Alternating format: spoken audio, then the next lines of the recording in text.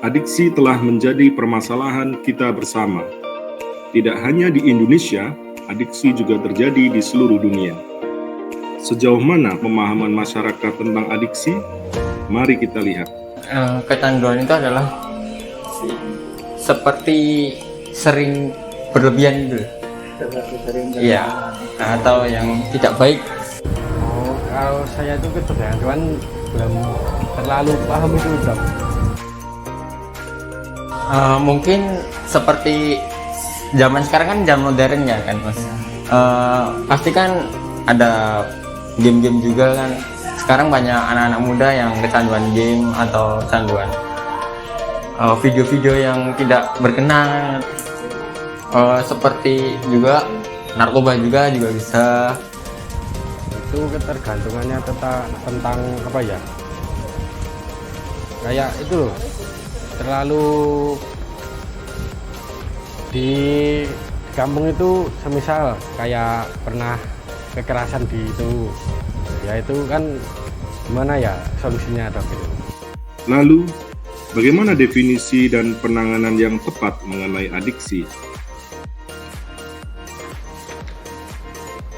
Adiksi atau kecanduan merupakan suatu kondisi ketergantungan fisik dan mental terhadap hal-hal tertentu yang menimbulkan adanya perubahan perilaku bagi orang-orang yang mengalaminya.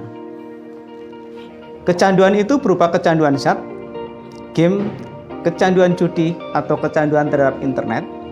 Individu yang mengalaminya adiksi akan terus-menerus berusaha memenuhi keinginannya untuk selalu menggunakan zat atau selalu melakukan kegiatan yang menyebabkan kecanduan tanpa bisa menghentikannya. Data dari WHO menunjukkan pada tahun 2019 sekitar 270 juta orang atau sekitar 5,5% dari populasi global yang berusia 15-64 tahun pernah menggunakan narkotika pada tahun sebelumnya, dan sekitar 35 juta orang diperkirakan mengalami penyalahgunaan narkotika.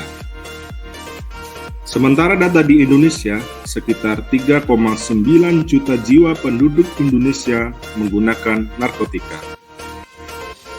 Fenomena ini seperti gunung es di lautan, karena data yang ada bisa lebih besar lagi. Bagaimana tanda-tanda seseorang mengalami kecanduan? Ciri-cirinya kalau seperti narkoba ya Mas, kalau nggak memakai bisa pusing atau yang sakit gitu, pengennya terus. Iya. Itu mungkin karena itu, Dok. Karena apa? Pikiran aja. Seseorang dengan penyalahgunaan zat atau kecanduan perilaku seperti berjudi, bermain game online, akan menunjukkan tanda dan gejala seperti 1. Adanya keinginan menggunakan zat berulang. 2. Gagal menyelesaikan tugas sekolah, kerja, atau yang lain. 3. Terus mengonsumsi zat meskipun tahu efek buruk dari zat itu. 4. Perlu dosis yang lebih besar.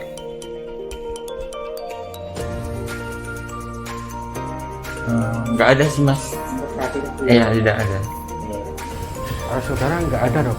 Bagaimana jika Anda memiliki kerabat yang mengalami kecanduan? Apa yang akan Anda lakukan?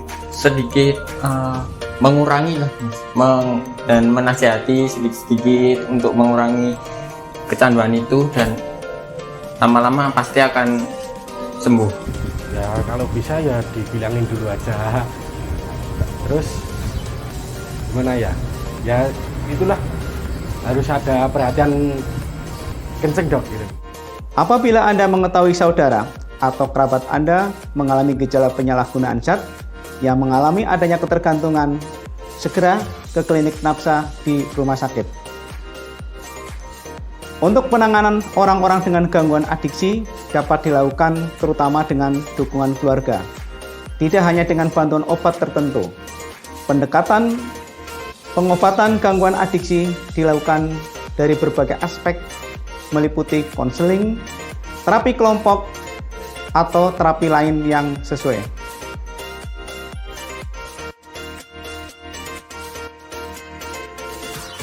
Mari Kita bantu saudara-saudara kita, kerabat kita, rekan kerja kita yang mengalami masalah ketergantungan obat, agar mereka bisa kembali bekerja, kembali beraktivitas dengan lebih baik sebelum semuanya terlambat.